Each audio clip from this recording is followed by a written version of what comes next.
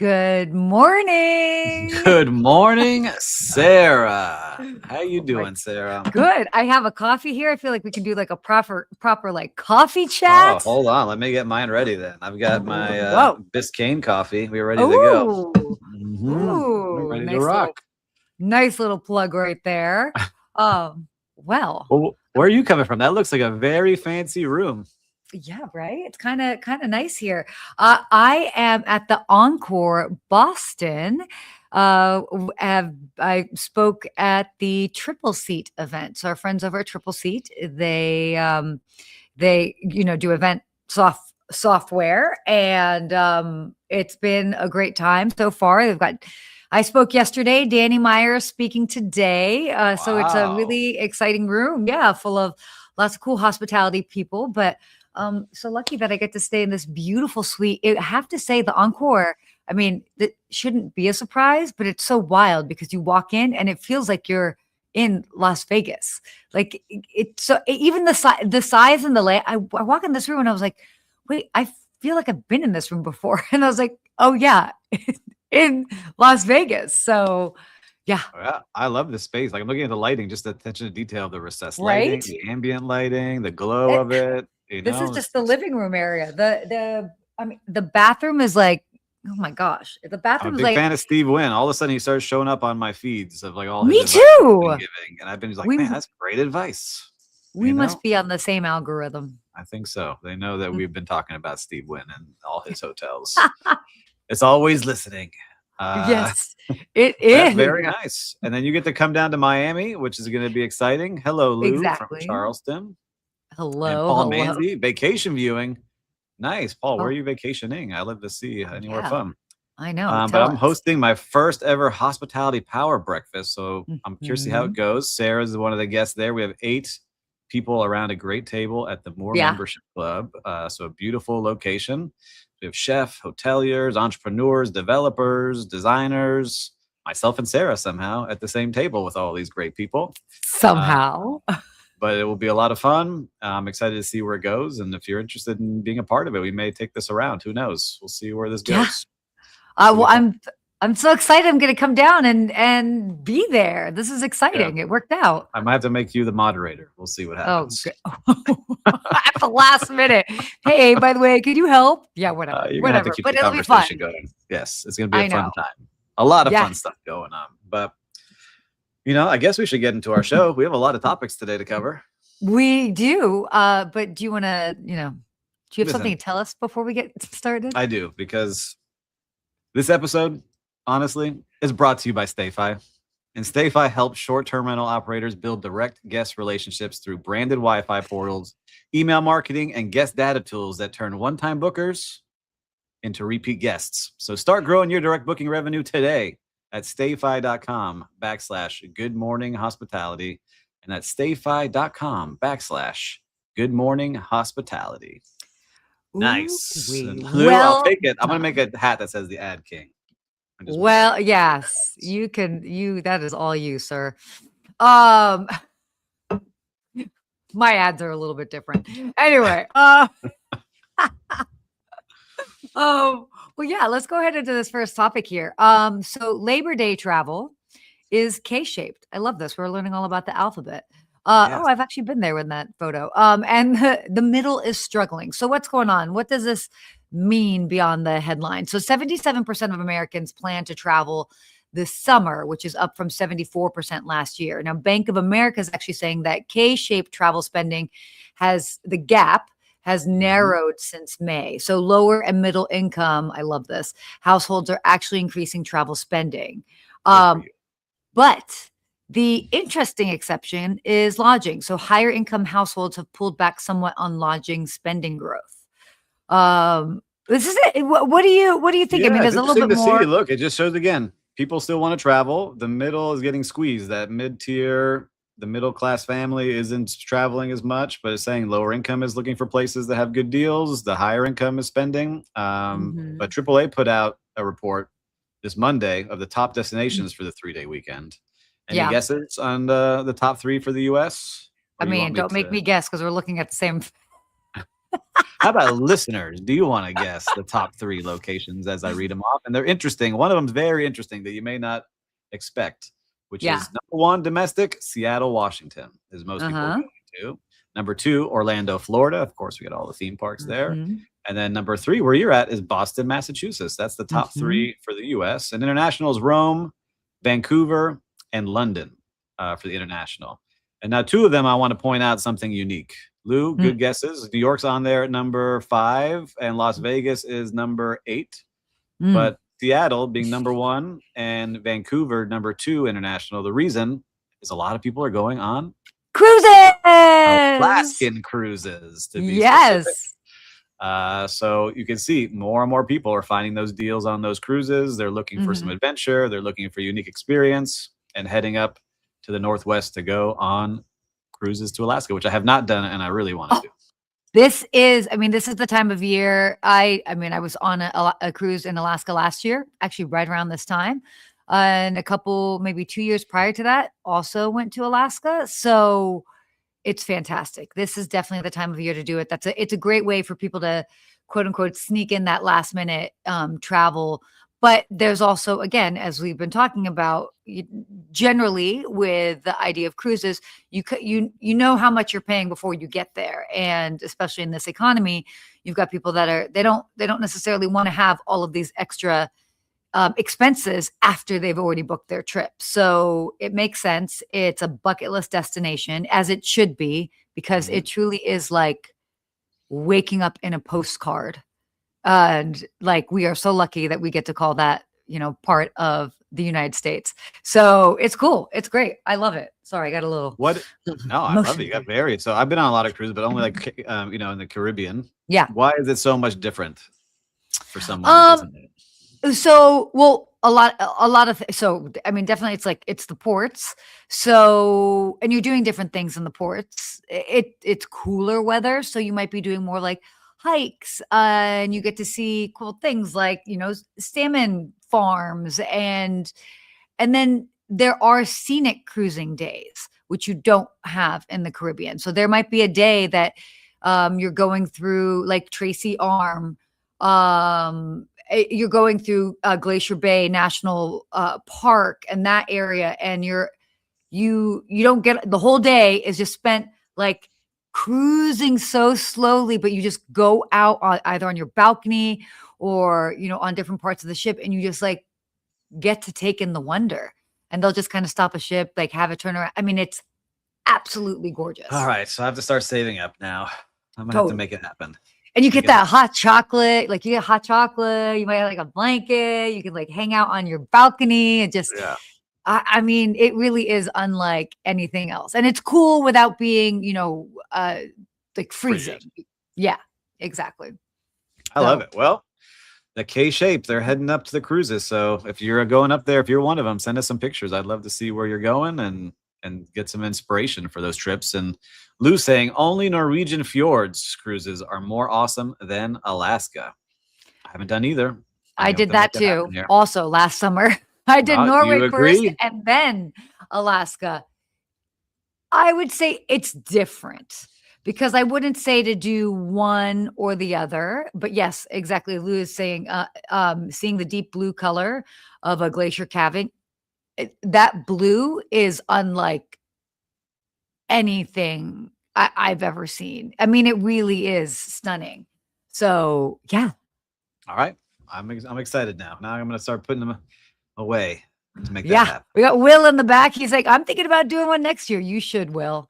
You absolutely should. So yeah.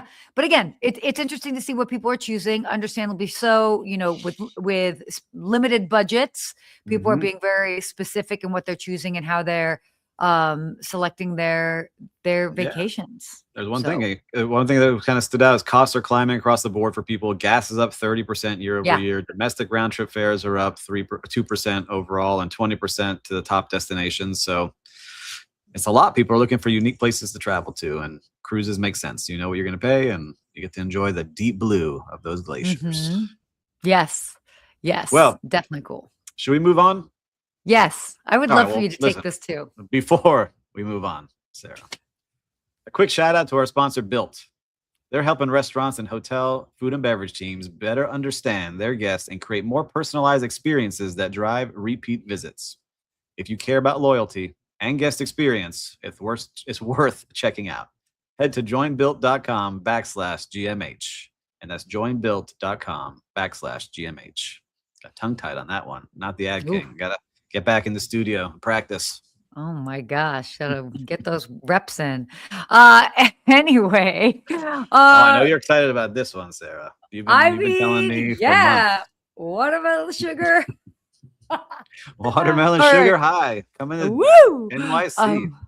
Yeah, a lot of things going on. So the Harry Styles effect. Events are becoming travel products pretty much. I mean, Harry Styles moving hotel markets in New York. This is kind of cool. So basically Harry Styles, he's got a New York residency, and it's driving hotel demand spikes in Manhattan that are comparable in scale to major sporting events. This is interesting. The demand pattern is actually what's unique about this. Fans aren't just booking the night of the show, understandably so, but they're booking 2 or 3 nights around it. By the way, isn't that what everybody was expecting to happen with FIFA?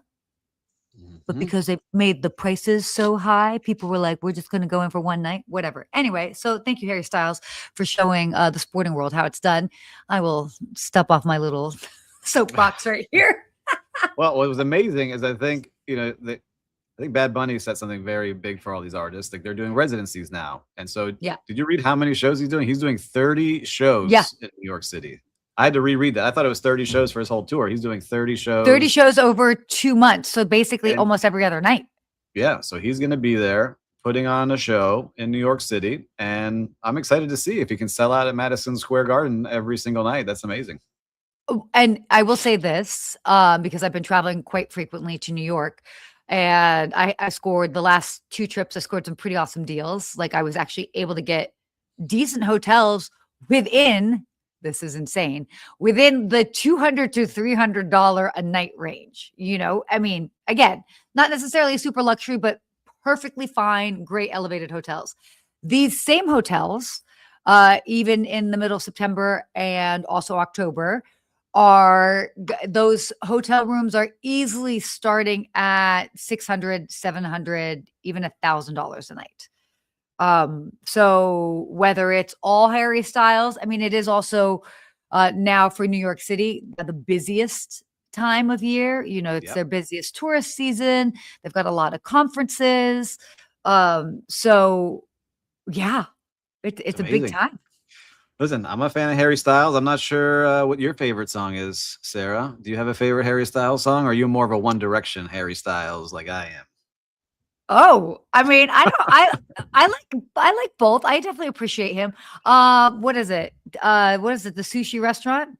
What is it? That song? Oh my gosh! Don't make me look at my freaking Spotify right here. Yeah. You did. Wait, what's your favorite song? Well, I like it. I like him. I like the One Direction. The best song ever was filmed in Miami Beach at one of my friends' places. So which one? I will give it that one. It's called The Best Song Ever. Oh. Oh, okay. Oh, I mean, I apparently have 8 of his songs in my Spotify. So true Harry Styles fan, right? As It Was. I do like As It Was is a good song. Good one. Adore You is good. Oh, okay. I forgot. Yeah, he was everywhere for all of 2024, and then has been quiet. Cinema, Daylight, Late Night Talking, Saddle. Oh my God. Mm-hmm. Yeah.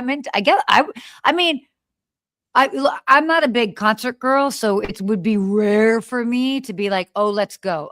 For me, I'm like, oh, let's go when it's an aging band. And I'm like, yo, we got to go see Elton John before we can't see Elton John anymore. We got to see Hall & Oates before. That's like what drives me. That being said, coming and experiencing this, like if it fell in my lap, I'd be like, yeah, I'm down. And I would really enjoy it. The concert prices are crazy. Like there's certain people I would go see. I'm bummed out I didn't get to see I saw some Guns N' Roses touring again. Like, man, that voice is not good for Axl anymore. Like these guys have aged out. They partied too hard. But Coldplay was really cool to see. I got to see Jay-Z and Justin Timberlake when they went on their thing. Like it's hard for me to spend $1,000 on a ticket for a concert. I'm not that person yet. But there's a lot of people that are. The shows. They're doing 30 shows in New York City. It's impressive. And actually thinking about this reminds me actually what we talked about yesterday. So I'm here and it's we're talking obviously about events and experiences, right? That's like a lot of what this conference is about, obviously from the tech side, but then, I'm coming in with the actual experience side of things. And there's been a lot of talk about people are spending more money on premium experiences. And what I specifically said yesterday, it's like, you have to remember, it's not just the event. People aren't just paying for the event. They're paying for the anticipation of the event ahead of time. They're paying for the connection and what they're actually having during the experience. And then the memories and the story that they get to take away from it afterwards. And so people are willing to spend that sort of money. And in this particular case, they kind of hit it right at the right price point. That's going to drive traffic. People are going to come there and they still feel comfortable that they can stay in New York City for a couple nights and go do all the other things. So I love this. Yeah. So listeners, viewers, what band would you pay to go see if they were a residency in NYC? I'm curious to see the taste of music out there. Sarah and I come from the generation of TRL on MTV where there's a big mix of music. There is. So I'm curious to see what you all would go see. But listen, if you're going and you want to have some value to where you're staying, you could stay at a Generator hotel. That is our next story. How about you kick us off here? Oh my gosh. So Generator's new CEO says premium at 40 pounds a bunk is not a contradiction. So Generator's new CEO is making a very specific case that the hostel segment, not hostile, but the hostel segment is not a budget category, but a design forward, experience rich. It could be experience rich alternative to expansive hotels for a specific traveler. So, and like his specific, right? Yeah, like what they're doing is they're taking over like these mid-tier hotels.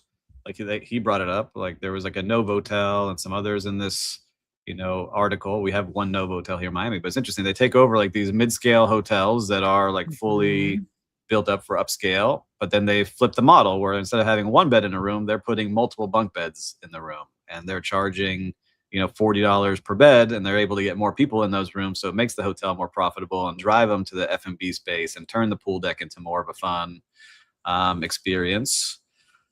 But he's targeting, I was like, I don't know if I would ever stay in that, but they're targeting 18 to 25 year olds, which makes sense. And if I was with my fraternity brothers in college and we could find a nice place, I go.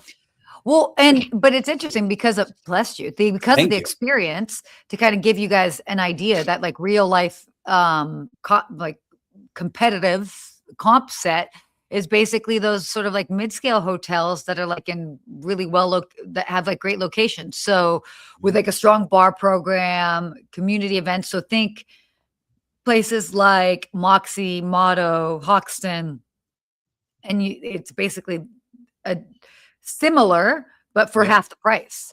So they're trying to do it less than half, right? Because if you can go and get yourself a bed for $40, like you're a tenth of the price of some of these places. So it'll be interesting, but they have something unique where they're looking at this train that's going through Europe, and they want to make sure they have a generator at every single stop is their goal.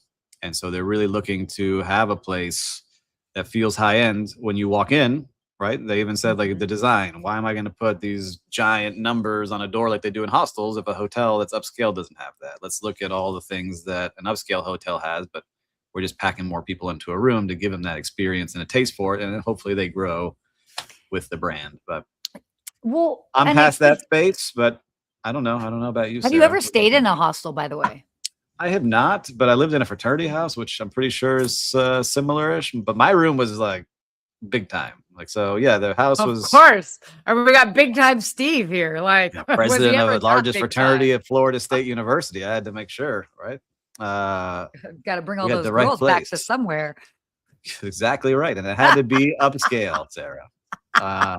But we would travel together, and we would all share rooms, and it would be, people packing into a room. So if I could get a nice hostel and get my own bed into a nice place, I would rather travel like that instead of some of the motels in Panama City that we stayed in. I want to go back and look at what those were. I don't even remember. My gosh, because I did spring break in Panama City Beach too. So I remember you were out of control. Well, wait, you remember Club La Vila? Do you remember Club La Vila? Oh my God, we're going That place way was back. gigantic. That place was gigantic. Yeah, that was. Oh, I think I went there when I was 15. We don't need to talk about that. Anyway, but yeah, again, it's interesting because obviously they're talking about this as making it premium. I think it's a smart move because again, we may not be the actual like demographic to go stay in a hostel, but to be able to provide something that's a little bit more elevated. And it's almost like that bridging that gap between those that are going to pay for like a full hotel room but those who want something a little bit more than the basic hostel. So yeah, I think they're going to do well smart with that market. When I understood that, I was like, yeah, I would have been someone doing that. I would have traveled 100% with my friends if we were going. And Paul Manzi saying the 80s had hostels, which turned into shared spaces, Airbnb, coming full circle back to the hotel side of things. Yeah. Speaking of, it's like he knew what our next topic was. Paul was looking at our show notes. Yeah. You ready? Let's go. Should we go into it? That sounded so good. All right. So speaking of, thanks, Paul, for that lovely transition for us. Wall Street is starting to believe Airbnb's hotel growth story. So this is kind of interesting. So they're kind of thinking like this acceleration is here to stay. There's been a lot of back and forth, with Airbnb going into the hotel space, and it's like, is it going to work? Is it not going to work? Like, what's happening here? What's going on? But now they're kind of seeing that the current sort of revenue growth is actually kind of conservative, and like they're pushing through. I mean, they grew a lot this quarter. Yeah. And so if you own the Airbnb stock like I do, which I've owned now for a couple of years, it's now just skyrocketing because Brian Chesky went on and said with the use of AI, they're now really driving more revenue than they ever have. Mm-hmm. The experience is becoming more unique for the users. Not only is it homes, now they're adding hotels. And if you book a hotel, then you get 15% discount to your next home stay. So it's going back and forth and feeding both channels. As some of you know that watch this, I have a management company. Airbnb is one of the channels we use. And I can tell you that their customer service has gotten much better for hosts, at least in my point of view. When we have issues and people trash the home with parties, we show them evidence. They do pay us back in a timely fashion the majority of times. They made things easier for the guests. This is what's really driving their growth is you can reserve now and pay later, which has seen a giant growth. So you can book things and not have to pay all up front at once. Which is good. Like you used to have to.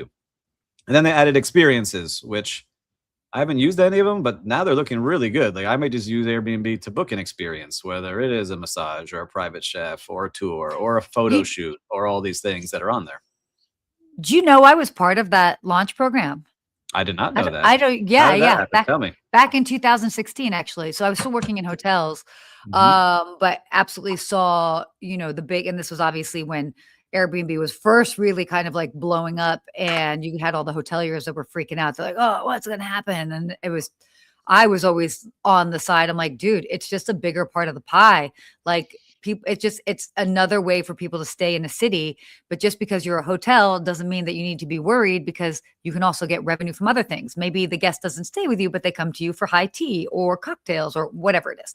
Anyway, but when they were launching experiences, they actually, I was one of the first, I don't know, maybe 50 or less than that in Los Angeles. And we had a whole, like we kind of built out the program as far as like what the experience looks like. And we tried we tried to see, okay, could it be a 3-day experience and they pay a little bit more? Then do we try a 2-day experience? Do they just want to do a one-off?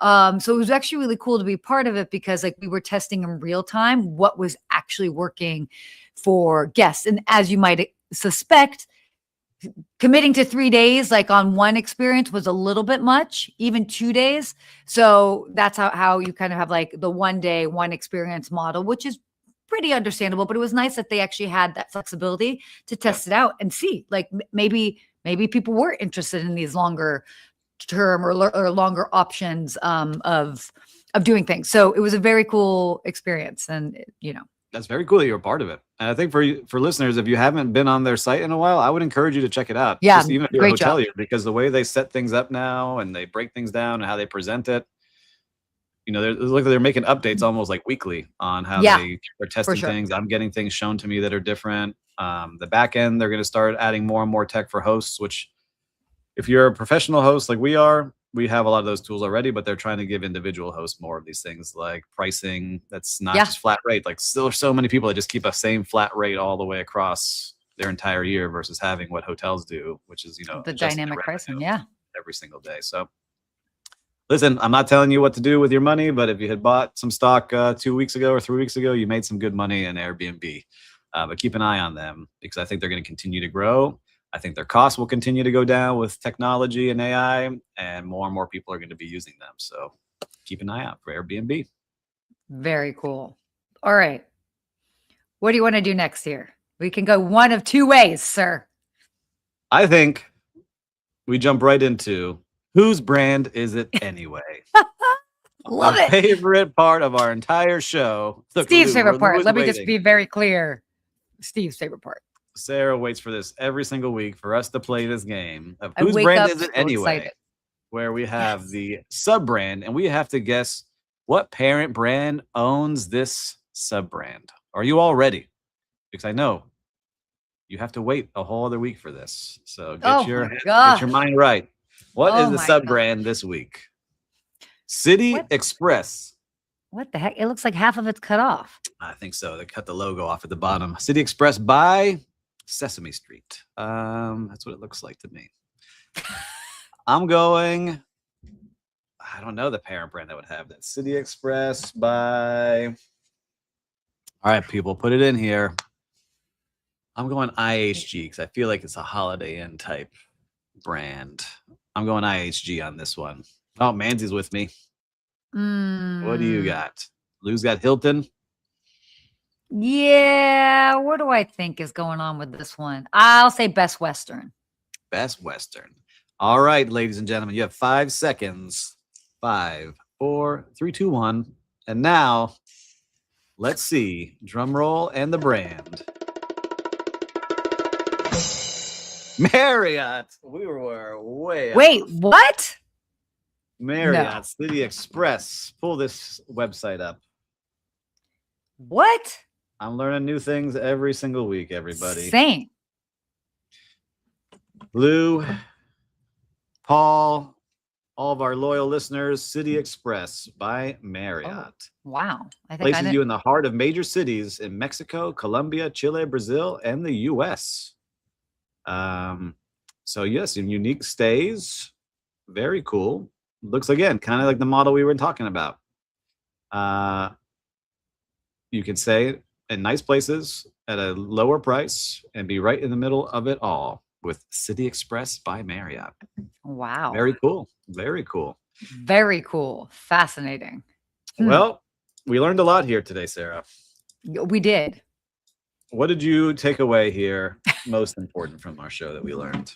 That I got to go see Harry Styles in the next 2 months.